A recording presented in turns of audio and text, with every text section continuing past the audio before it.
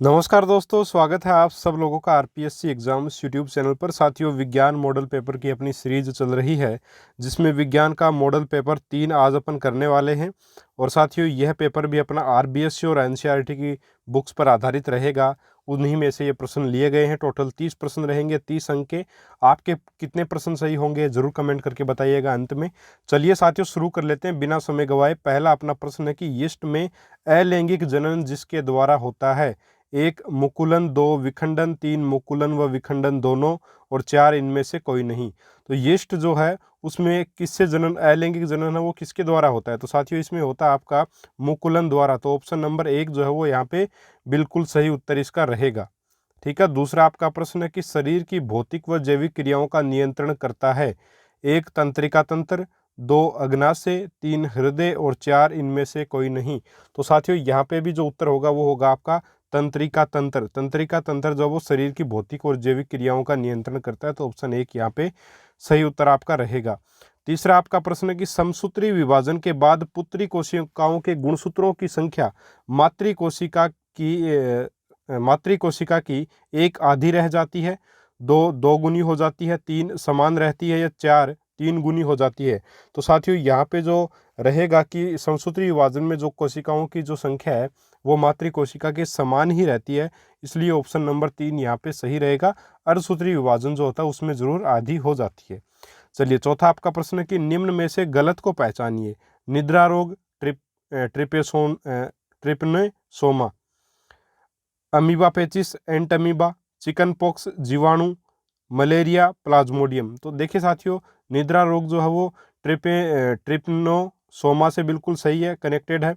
Amoeba पेचिस एंट amoeba से होता है, बिल्कुल सही है। मलेरिया जो प्लाज्मोडियम, बिल्कुल ठीक है ये भी। और चिकन पॉक्स जो है वो आपका जीवाणु जनित रोग नहीं है, बल्कि ये एक वायरस जनित रोग है। तो ये ऑप्शन जो यहाँ पे गलत है, ऑप्शन नंबर 3 यहाँ पे सही रहेगा साथियों अपना उत्तर। और ये कौन से वायरस से होता है? Rubeola virus. ठीक है, चिकन पॉक्स जो है वो होता है आपका रूबियोला वायरस। ये थोड़ा सा ध्यान में रखिएगा। रूबी सही से लिख देते हैं, हाँ। देखिए, ये होता है आपका रूबियोला वायरस से, रूबियोला वायरस।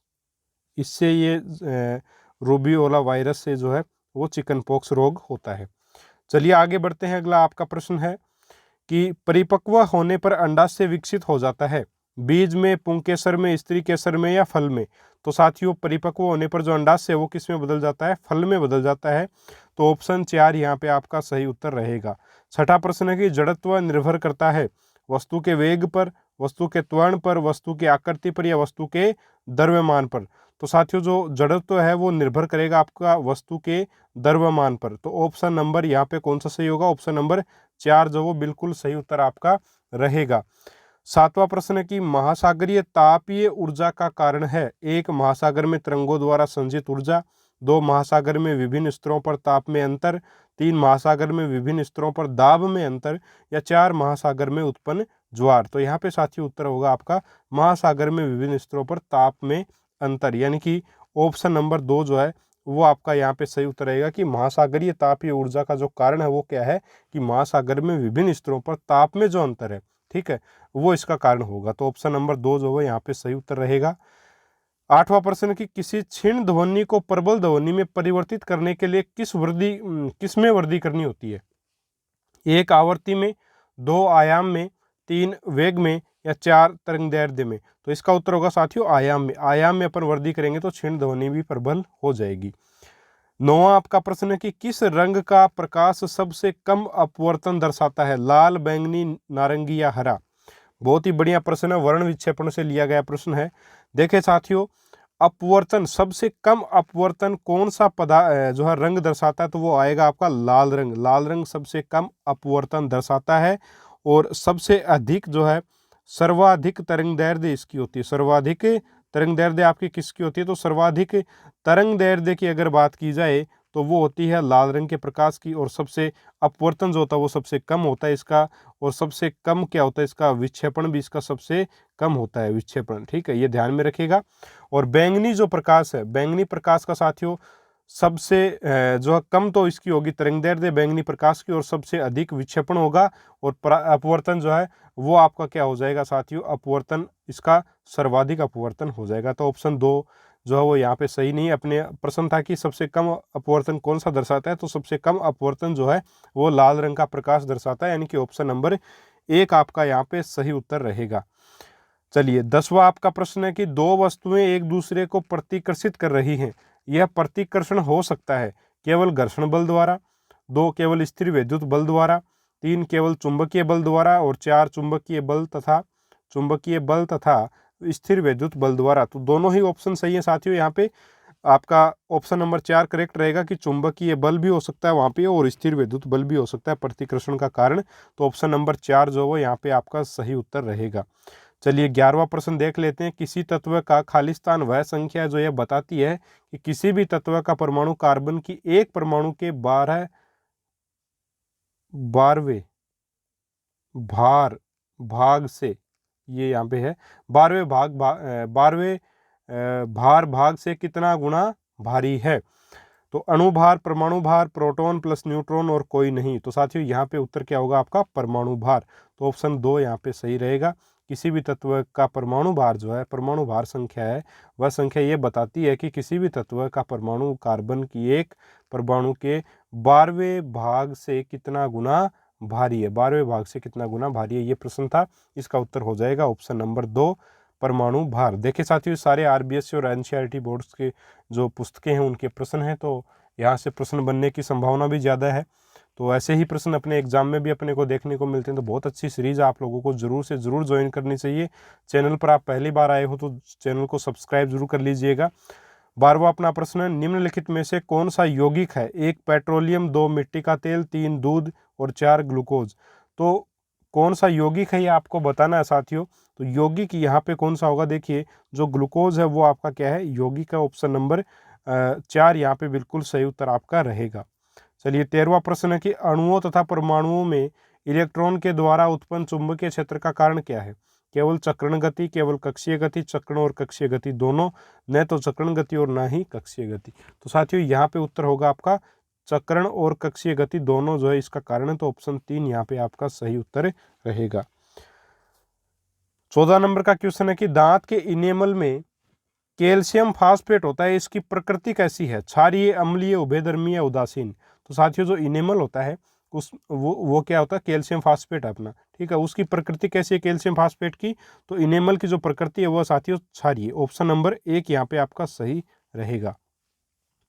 15वां प्रश्न है कि रासायनिक परिवर्तन है, बर्फ का पिघलना, बल्ब का जलना, पंखे का चलना या जंग का लगना। देखिए साथियों रासायनिक परिवर्तन वे होते हैं जिनमें एक पदार्थ अगर दूसरे रूप में बदल जाता है, परिवर्तित हो जाता है, तो वो वापस उस रूप में नहीं आ सकता और भौतिक परिवर्तन में वापस उसी रूप में आ जाता है। तो बर्फ पिघल के वापस जम सकती है क्या? बिल्कुल जम सकती है। बल्ब जल करके जो है वो फिर बंद हो सकता है, बिल्कुल हो सकता है। पंखे का चलना, तो पंखे को वापस बंद भी किया जा सकता है। तो और जंग का लगना, तो साथियों जंग को अपन हटा सकते हैं एक प्रकार से, लेकिन जो चीज जंग लगने के कारण खराब हो गई उसको अपन दोबारा सही नहीं कर सकते। तो ऑप्शन 4 यहाँ पे आपका जो रासायनिक परिवर्तन के अंदर आएगा, ऑप्शन नंबर 4। 16वां प्रश्न है कि चंद्रमा की सतह पर खड़ा हुआ कोई अंतरिक्ष यात्री किसी गेंद को ऊपर की ओर जो है फेंकता है। ऊपर की ओर क्या करता है? फेंकता है। अब ऊपर की ओर फेंकता है तो गेंद क्या करेगी? ऑप्शन नंबर 1 छोड़े गए बिंदु से सीधे नीचे गिर जाएगी। ऑप्शन नंबर 2 पृथ्वी पर आ जाएगी। ऑप्शन नंबर 3 ऊपर जाएगी और फिर चंद्रमा की सतह पर वापस आ जाएगी। और ऑप्शन नंबर 4 है ऊपर जाती रहेगी और वापस कभी नहीं आएगी। तो साथियों यहाँ पे सही उत्तर रहेगा ऊपर जाएगी और फिर चंद्रमा की सतह पर वापस आ जाएगी। ऑप्शन नंबर 3 जो वो यहाँ पे सही रहेगा। 17वां प्रश्न, निम्न में से सत्य कथन है?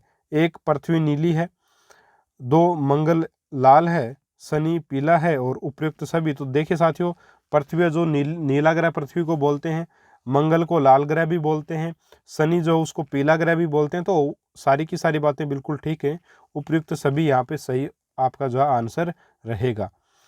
चलिए आगे बढ़ते हैं। 18वां आपका प्रश्न है कि बॉक्साइड के धातु क्रम में उपयोगी है? Sodium chloride, sodium hydroxide, sodium bicarbonate या calcium oxide oxychloride sorry calcium oxychloride. तो बॉक्साइड के धातु क्रम में सोडियम हाइड्रोक्साइड जो वो उपयोगी रहेगा आपका। बॉक्साइड के धातु क्रम में पूछा है तो ऑप्शन नंबर कौन सा सही होगा यहाँ पे? ऑप्शन नंबर 2 जो वो बिल्कुल सही उत्तर आपका रहेगा। चलिए साथियों आगे बढ़ते हैं। 19वां आपका प्रश्न है निम्न में फ्लोरीन युक्त बहुलक है, बेकेलाइट, टेफ्लॉन, मेलामाइन या इनमें से कोई नहीं। तो साथियों फ्लोरीन युक्त बहुलक बताना है, तो यहाँ पे उत्तर होगा आपका टेफ्लॉन। टेफ्लॉन जो वो फ्लोरीन युक्त बहुलक होता है। ऑप्शन नंबर 2 जो है वो सही रहेगा। 20वां प्रश्न है, अपमार्जक जटिल लवण है, कैल्शियम का, सोडियम का, कार्बन का या मैग्नीशियम का। तो जो आपका अपमार्जक होता है वो सोडियम और पोटेशियम का जटिल लवण होता है, इसलिए ऑप्शन पोटेशियम है नहीं, इसलिए ऑप्शन नंबर 2 जो वो सही रहेगा आपका सोडियम का जटिल लवण होता है। चलिए 21वां प्रश्न है, विज्ञान शिक्षक द्वारा छात्रों में अभिव्यक्तियों एवं मूल्यों के विकास के मूल्यांकन के लिए निम्नलिखित में से कौन सी तकनीक सबसे उपयुक्त होगी? 1 कागज पेंसिल परीक्षण, 2 अवलोकन, 3 जांच सूची और 4 रेटिंग स्केल। तो साथियों यहाँ पे होगा अवलोकन। उत्तर नंबर जो ऑप्शन नंबर 2 है वो इसका उत्तर रहेगा। 22वां प्रश्न है, विज्ञान शिक्षण के उपागम हैं, 1 विकासात्मक प्रतिमान, 2 संपर्त्य निष्पत्ति प्रतिमान, 4 अग्रिम व्यवस्थापक प्रतिमान और 4 उपर्युक्त सभी। तो यहाँ पे कौन सा उत्तर सही होगा साथियों? यहाँ पे आपका जो उत्तर है वो रहेगा बिल्कुल सही, उपर्युक्त सभी। विज्ञान शिक्षण के उपागम बताने तो सारे के सारे उपागम है, ठीक है, तो ये आपके सारे के सारे उपागम में आएंगे, इसलिए ऑप्शन नंबर यहाँ पे कौन सा सही होगा? ऑप्शन नंबर 4 जो वो यहाँ पे सही उत्तर आपका रहेगा। चलिए 23वां प्रश्न देख लेते हैं कि दल शिक्षण में शिक्षण करते हैं, 1 शिक्षक, 2 शिक्षक या दो या 2 से अधिक शिक्षक या उपयुक्त में से कोई नहीं। तो देखिए नाम ही दल शिक्षण है, तो दल शिक्षण में कितने भी शिक्षक हो सकते हैं, 2 या 2 से अधिक शिक्षक आएंगे, तो ऑप्शन नंबर 3 यहाँ पे आपका सही उत्तर रहेगा। 24वां प्रश्न साथियों, बच्चों में विज्ञान की समझ का विकास करने के लिए अपेक्षित है विज्ञान साहित्य पढ़ना, वैज्ञानिकों के जीवन पढ़ना, वैज्ञानिक क्लब में साहित्य और उपयुक्त सभी। तो देखिए बच्चे में विज्ञान की समझ को विकसित करने के लिए जो है बच्चे को ये सारी चीज़ें करनी चाहिए। बिल्कुल विज्ञान का साहित्य भी पढ़ना चाहिए, बाकी आपके वैज्ञानिकों की जीवनी भी पढ़नी चाहिए, वैज्ञानिक क्लब में साहित्य वगैरह भी देखना चाहिए, तो ये सारी चीज़ें करनी चाहिए। तो ऑप्शन नंबर 4 जो है यहाँ पे आपका सही उत्तर साथियों रहेगा। 24 में ऑप्शन नंबर 4 जो वो सही उत्तर रहेगा। 25वां प्रश्न की भ्रमण विधि विज्ञान शिक्षण की उत्तम विधि कही जाती है क्योंकि यह प्रत्यक्ष अनुभवजन्य है, 2 अध्यापकों के लिए आरामप्रद है, 3 मनोरंजक है या 4 सामाजिक विकास के लिए सर्वश्रेष्ठ है। देखिए साथियों लगभग सभी उत्तर जो वो बिल्कुल ठीक यहाँ पे आपको लगेंगे। देखिए सामाजिक विकास भी होता है, बाहर घूमेंगे तो बच्चों का सामाजिक विकास तो होगा ही, मनोरंजन भी होगा एक दूसरे का बच्चों का, ठीक है, और अध्यापकों के लिए आरामप्रद इस प्रकार से कि घूम भी रहे हैं आराम से और चीज़ें भी सीख रहे हैं, तो आरामप्रद भी मान सकते हैं। प्रत्यक्ष अनुभवजन्य है, ये भी बिल्कुल सही, लेकिन कौन सा ऐसा ऑप्शन है जो इस विधि को उत्तम विधि बनाता है? ठीक है, तो वो रहेगा आपका प्रत्यक्ष अनुभवजन्य है। ठीक है, भ्रमण विधि क्या है? प्रत्यक्ष रूप से चीज़ों को देख करके सीखा जाता है, तो ऑप्शन 1 यहाँ पे आपका सही उत्तर रहेगा। 26वां प्रश्न है कि निम्नलिखित में से कौन सी गतिविधि बच्चों में सक्रिय अधिगम का प्रावधान नहीं करेगी?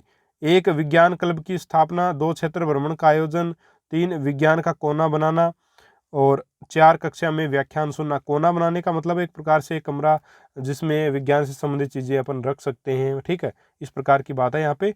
तो कौन सी गतिविधि ऐसी है जो अधिगम जो है गतिविधि अधिगम सक्रिय अधिगम का जो है वो समर्थन नहीं करती है? तो कौन सी ऐसी इसमें है? कक्षा में व्याख्यान सुनाना। यानी अगर अपन कक्षा में व्याख्यान ही सुनाएंगे तो बच्चे सक्रिय रूप से उसमें भाग नहीं लेंगे, तो सक्रिय अधिगम का जो प्रावधान नहीं करने वाली विधि है वो है कक्षा में व्याख्यान सुनाना। ऑप्शन नंबर 4 यहाँ पे सही होगा। चलिए 27वां आपका प्रश्न है कि विज्ञान है 1 अनुभवों पर आधारित निरीक्षण की एक श्रृंखला, 2 प्रयोगों से सिद्ध ज्ञान और 3 है प्रत्यय व सिद्धांतों के निर्माण करने वाला और 4 है उपयुक्त सभी।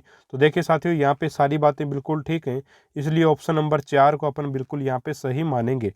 चलिए 28वां आपका प्रश्न है कि प्रोजेक्ट विधि किस पर आधारित है? व्यवहारिकवाद पर, प्रयोजनवाद पर, उपयोगितावाद पर या इनमें से कोई नहीं? तो साथियों जो प्रोजेक्ट विधि है वो किस पर आधारित है? आपके प्रोजेक्ट विधि साथियों आपके आधारित होगी प्रयोजनवाद पर। प्रयोजनवाद जो उसके ऊपर प्रोजेक्ट विधि आधारित है, ऑप्शन 2 यहाँ पे सही रहेगा। चलिए 29वां आपका प्रश्न है कि विज्ञान शिक्षण में मूल्यांकन का क्या उद्देश्य है? 1 विश्वसनीय जानकारी देना, 2 अधिगम प्रक्रिया में सुधार लाना, 3 पाठ्य वस्तु की उपयुक्तता और 4 उपयुक्त सभी। तो सारी बातें बिल्कुल ठीक हैं विज्ञान शिक्षण में मूल्यांकन के लिए, तो सारी ही बातें सही हैं, तो ऑप्शन 4 यहाँ पे आपका सही उत्तर रहेगा। 30वां प्रश्न है कि रेखीय अभिक्रमित अनुदेशन में अंतिम पद क्या होता है? अभ्यास पद, शिक्षण पद, परीक्षण पद या इनमें से कोई नहीं। तो जो अंतिम पद होता है साथियों वो होता है परीक्षण पद। ऑप्शन नंबर 3 यहाँ पे सही रहेगा। तो साथियों ये थे आपके विज्ञान के मॉडल पेपर के 30 महत्वपूर्ण प्रश्न। और इन 30 प्रश्नों में से आपके कितने प्रश्न सही हुए ईमानदारी से कमेंट करके बताइएगा। आपको टेस्ट कैसा लगा यह भी बताइएगा। और देखिए साथियों, एक आधे प्रश्न में किसी भी प्रकार की त्रुटि अगर हो जाती है तो मानवीय भूल जो वो होती रहती है। आप खुद समझदार हैं इतने, और इन जो आप बहुत ज़्यादा आपको ऐसा लगे कि हाँ इसमें डाउट है मुझे, तो आप पूछ सकते हैं। बाकी आराम से भी अपन सुधार सकते हैं। सिंपल प्रश्न हैं, क्योंकि आपका स्तर जो है रीट का जो है सिलेबस है वो इसी प्रकार का कि उसमें से इसी प्रकार के प्रश्न निकलेंगे। और आपको डेफिनेटली देखिए एग्जाम में यहाँ से प्रश्न देखने को मिलेंगे। और साथियों, आपने अगर हमारे पहले 2 मॉडल पेपर नहीं किए हैं तो आप डिस्क्रिप्शन बॉक्स में जाइएगा। आपको जो है रीट के लिए साइंस का आपको RBSC और NCERT पर आधारित जो है पेपर्स के लिए एक वो मिल जाएगी प्लेलिस्ट। सबसे ऊपर प्लेलिस्ट, जैसे ही आप डिस्क्रिप्शन बॉक्स में जाओगे तो सबसे पहली जो प्लेलिस्ट है वो आपके पेपर्स की प्लेलिस्ट ही होगी। तो उसमें जाकर के आप आराम से देख सकते हैं। और उस प्लेलिस्ट का मैं नाम भी आपको बताना चाहूँगा, वो आपका science model paper from RBSC NCERT books, ठीक है। इस नाम से आपको जो है मिल जाएगी लिस्ट, और उसमें जाकर के प्लेलिस्ट में जाकर के आप टेस्ट दे सकते हो। ठीक है साथियों, उम्मीद है आज का टेस्ट भी आपको पसंद आया होगा। और अगर पसंद आया तो ज़रूर से ज़रूर लाइक करें, अपने दोस्तों के साथ शेयर करें। और चैनल पर नए हैं तो साथियों रेड कलर के सब्सक्राइब बटन को ज़रूर प्रेस करें। ठीक है साथियों, मिलेंगे अपन अगले वीडियो में एक और मॉडल पेपर के साथ। तब तक के लिए जय हिंद, जय भारत, नमस्कार।